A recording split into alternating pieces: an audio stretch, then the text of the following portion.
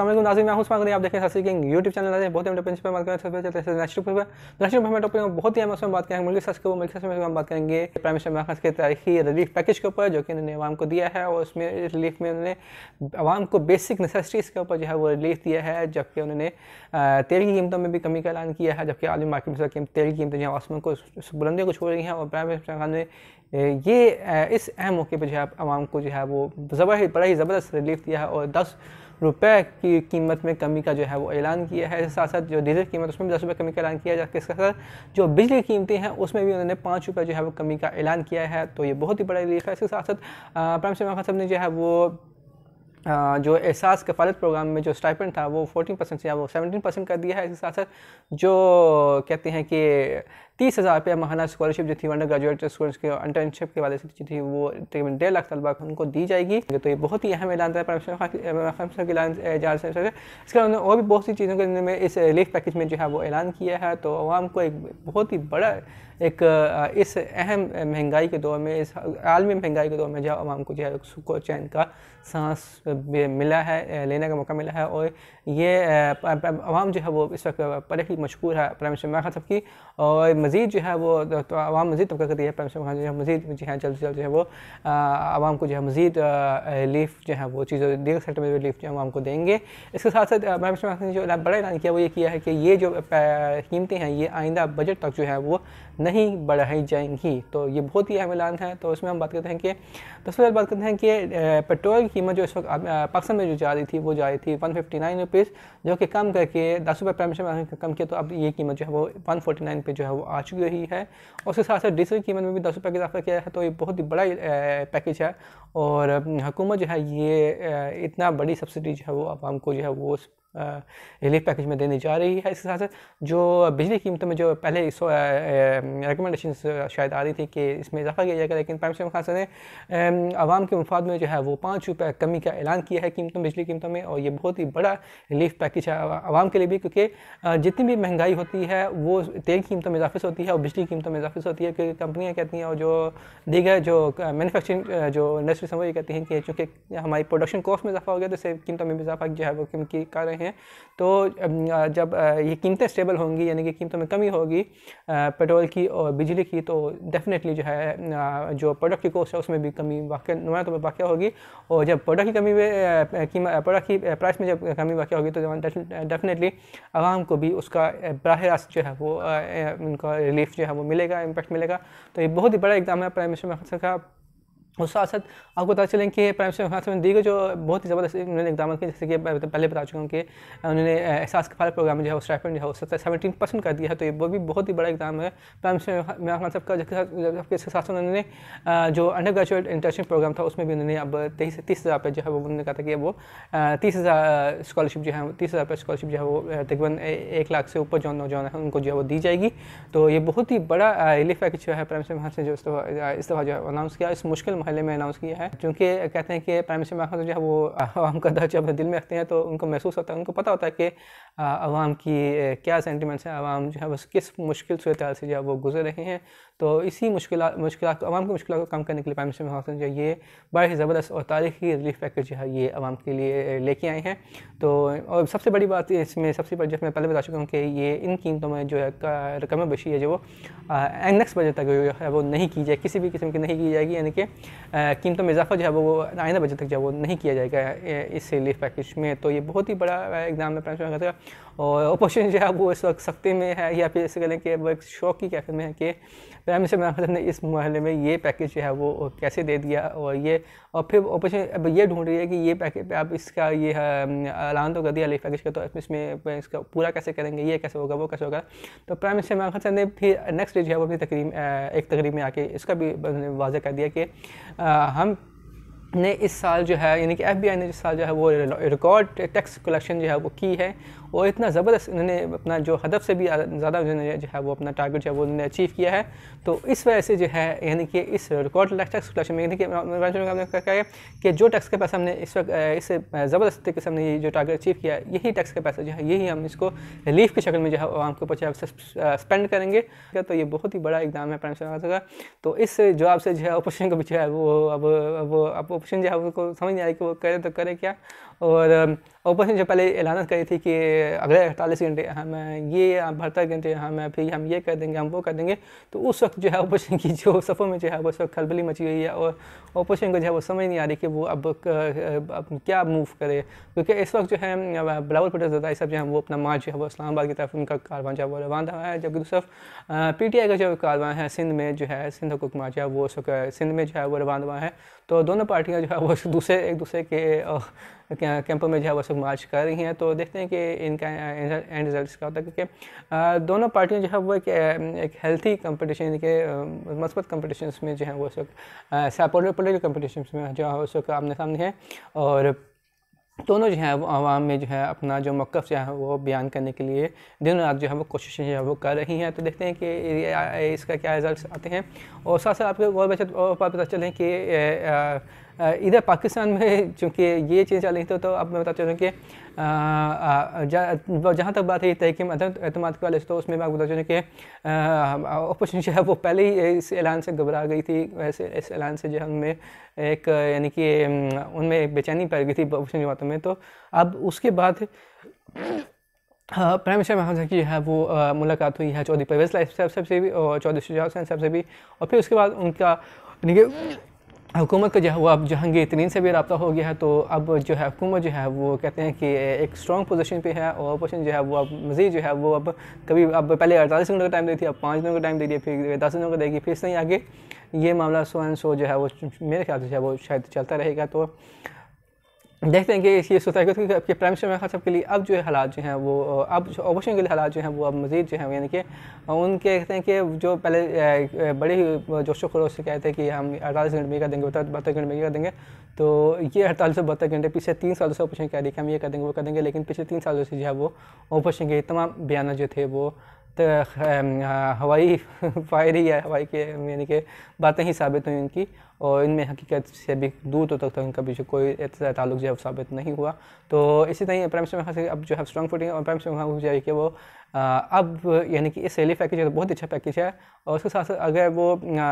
Economy को अब मज़ीद जो है वो माशाल्लाह से अपने पाँव पे खड़ा कर देते हैं, इंशाअल्लाह अगले इलेक्शंस में जो है वो हालात जो हैं वो मज़ीद जो हैं वो बेहतरी की तरफ जो है वो जा सकते हैं। तो अब देखते हैं कि मामले कैसे हो जाते हैं। और जहाँ तक बात रही अब बात करें इंटरनेशनल में बताता हूँ, क्योंकि जहाँ एक तरफ प्राइम मिनिस्टर इमरान खान के खिलाफ जो है अपोजिशन वो तगदो कर रही थी कि हम तहरीक एतमाद लेके आएंगे, ये करेंगे, तो दूसरी तरफ आपको बता चलें कि तुर्की के सदर रजब तय्यिप एर्दोगान के हवाले से भी सेम यही फार्मूला जो है वहाँ पर भी इम्प्लीमेंट किया जा रहा है। तो शायद लगता कुछ ऐसे है कि शायद कुछ ताकतें हैं जो शायद यानी कि गैर मुल्की ताकतें जो है शायद कुछ जगह पे जो है वो रजीम चेंज करना चाहती हैं, कुछ कैसा करना चाहती हैं। तो इस वक्त कुछ तुर्की में भी यही चीज़ें हो रही हैं सेम टू सेम। वहाँ पे भी अपोजिशन की 6 जमातों में जो है वो इत्तेहाद बनाया है, और उस इत्तेहाद का बेसिक मकसद जो है वो रजब तय्यिप एर्दोगान साहब को जो है वो डीसीट करना है, और साथ ही साथ उन्होंने उनका जो उनकी अपोजिशन जमातों को जो है ये कहना ये कि वो जो है तुर्की में जो है वो सदारती निज़ाम का खात्मा करके जो है दोबारा से पुराना पार्लिमानी निज़ाम जो है वो लाना चाहते हैं। तो ये देख लें कि तुर्की में भी सेम वही पैटर्न जो है वो शायद फॉलो किया जा रहा है जो पाकिस्तान में इस वक्त चल रहा है। तो दोनों जगह जो है यानी कि पूरी दुनिया में ही हालात जो हैं वो इस वक्त सेम टू सेम ही हर तरफ इसी तरह की सूरत हाल जो है वो बरपा है। अब ये चीज़ डिपेंड करती है लीडरशिप्स के ऊपर और फाइटिंग मोड के ऊपर, तो कि कौन सा लीडर कितना ताकतवर होता है और किस तरह से अपनी सियासी हिकमत अमली के ज़रिए से जो कामयाबी जो है वो समेटता है और हासिल करता है। और इस वक्त मैं बता चलूँ कि प्राइम मिनिस्टर इमरान खान साहब और रजब तय्यिप एर्दोगान दोनों ही अपनी जगह पे जो है वो मज़ीद मजबूत जो है वो उभर के सामने आए हैं, और जो उनकी जो अपोजिशन जमातें थी वो मज़ीद जो है वो अब उनके अंदर जो है वो शिकस्त और रेख का जो अमल जो है वो दोबारा से जो है वो जारी है। हालांकि ऐलान तो बड़े जोर से करते थे, लेकिन प्रैक्टिकली जो है वो ये अपोजिशन जमातें जो हैं वो ये इत्तेहाद जो है उनके दोनों जमातों का, यानी कि तुर्की में जो वो अपोजिशन जमातें जो उनको बताते हैं और जो पाकिस्तान में अपोजिशन जमातें उनको बताते हैं कि दोनों जो हैं वो उसमें किसी भी किस्म की कोई भी ताकत मौजूद नहीं है, किसी भी किस्म की कोई स्ट्रेंथ मौजूद नहीं है। और ये मामला जो है वो अब देखते हैं कि मामले किस रुख जाते हैं। तो इसी तरह चलते हैं इंटरनेशनल टॉपिक हमारे पास बहुत ही अहम टॉपिक है, उसमें बात करेंगे हम यूक्रेन और रूस के तनाज़े के ऊपर। तो उसमें हुआ कुछ हुआ कि रूस के जंग को जो है अब जो है तकरीबन 7 से 8 दिन जो है वो गुजर चुके हुए हैं, और इस 7 से 8 दिनों में जो है वो यूक्रेन को जो भी है वो काफ़ी जो है वो इसमें नुकसान हुआ, और रूस के हाथ से वो है जो है वो कई शहर जो हैं वो इस वक्त निकल चुके हुए हैं और इस वक्त खार कैफ के ऊपर भी जो है कब्ज़े के ऊपर जो है वो घमसान की जंग जारी है। इसके साथ साथ जो आज के दिन जो है रूस ने जो है वो एक दिन की जो है 2 शहरों में जो है वो जंग बंदी का ऐलान किया है। और इसके साथ बता चलूँ कि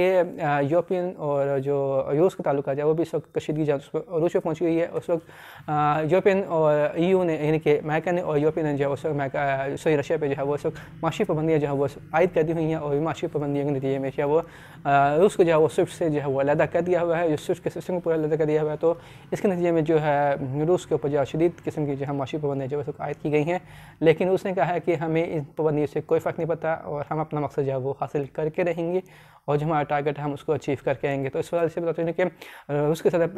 व्लादिमीर पुतिन ने जो है वो अपनी न्यूक्लियर डिफेंस फोर्स को जो है वो हाई अलर्ट पर रखा हुआ है और इस वजह से यूरोप में भी जो है इस वक्त शदीद बेचैनी पाई जाती है। और इस वक्त बताते हैं कि यूक्रेन में जो इस वक्त हालात हैं उस हवाले से बताते हैं कि पूरी दुनिया में जो है गंदम का जो बहरान है जो वो उस वक्त जो है वो पूरी दुनिया में साथ उठाने वाला है। तो पाकिस्तान को भी चाहिए कि वो इस वक्त अपनी गंदम जो है उसको स्टोर रखे, सेव रखे और किसी भी सूरत जो है इस साल कम से कम जो है वो गंदम को जो है वो किसी भी दूसरे मुल्क जो है वो एक्सपोर्ट ना किया जाए और सबसे पहले जो है अपनी ज़रूरती ज़रूरियात अपने मुल्क की ज़रूरत को जो है वो पूरा किया जाए